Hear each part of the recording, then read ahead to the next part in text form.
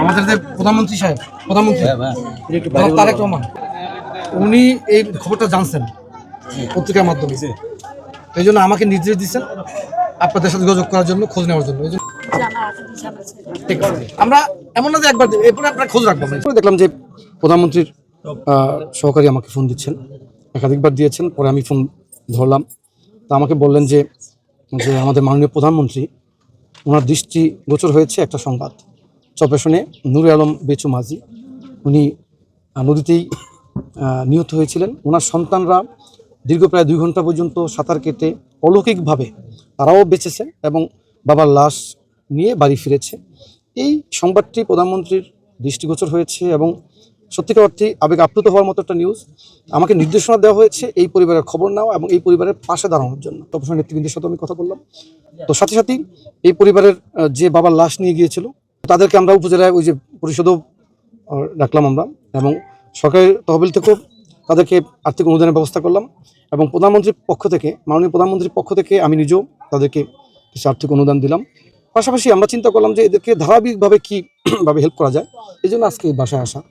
আমরা জানলাম যে তাদের কোনো জেলে কার্ড নাই, আমরা তাদের পরিবারের নামে জেলে কার্ড করাবো। যেহেতু নুর আলম বেচু মাঝির সন্তানরা বেঁচে আছেন, তারা এই পেশা হিসেবে মাছ ধরাকেই তারা এখন পর্যন্ত বহাল রেখেছেন, এই জন্য তাদেরকে আমরা জেলে কার্ডের ব্যবস্থা করে দেব। আর বেচু মাঝির যে সন্তান রয়েছে মেয়ে প্রতিবন্ধী, তার জন্য আমরা প্রতিবন্ধী কার্ডের ব্যবস্থা করব। তার স্ত্রী রয়েছেন, তার জন্য আমরা বয়স্ক ভাতার ব্যবস্থা করব। আর এই বাসাটা আমরা করে দেবো ইনশাল্লাহ। এখানে একটা টিউবওয়েল বসানোর ব্যবস্থা করব, বিদ্যুতের ব্যবস্থা করব, এবং এই জায়গাটা যাতে তাদের জন্য আমরা স্থায়ীভাবে বন্দোবস্ত করে দিতে পারি তার জন্য আমরা কাজ করবো ইনশাল্লাহ। পাশাপাশি ভবিষ্যতে ফ্যামিলি কার্ড হবে এবং তাদের জীবিকা নির্বাহের জন্য ধারাবাহিকভাবে তাদেরকে কীভাবে সহায়তা করা যায়, অর্থাৎ তাদের সামাজিক নিরাপত্তা এবং অর্থনৈতিক নিরাপত্তা দুই ব্যাপারেই আমরা ভবিষ্যতে ফলো আপ করতে চাই, তদারকি করতে চাই। আশা করি অতীতের মতন আমরা এটা ভুলে যাবো না। এই জন্য কারণ অতীতে কোনো প্রধানমন্ত্রী কোনো জেলে মারা যাওয়ার পরে এভাবে খবর নিয়েছেন বলে আমার জানা নেই। এই জন্য আমাদের মাননীয় প্রধানমন্ত্রী যেহেতু তাদের এই সংবাদটা জেনে আমাকে সাথে সাথে খবর নেওয়ার জন্য বলেছেন এবং সরাসরি তাকে জানানোর জন্য আমাকে বলেছেন। তো অতীতে যেহেতু কোনো প্রধানমন্ত্রী এভাবে কোনো জেলে মারা যাওয়ার পর খবর নেননি, আজকে প্রধানমন্ত্রী নিয়েছেন, অতএব আমরা মনে করি যে এটা আজকে লোক দেখানো কোনো বিষয় নয়।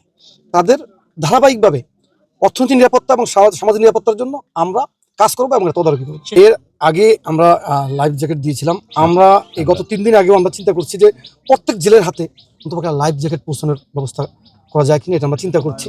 পাশাপাশি এই আবহাওয়ার পূর্বাভাস যাতে তারা খুব দ্রুততম সময়ের মধ্যে পায়, এই জন্য আমরা দেখি যে আমরা টেকনোলজিক্যালি আরও নতুন কোনো ব্যবস্থা গ্রহণ করতে পারি কিনা।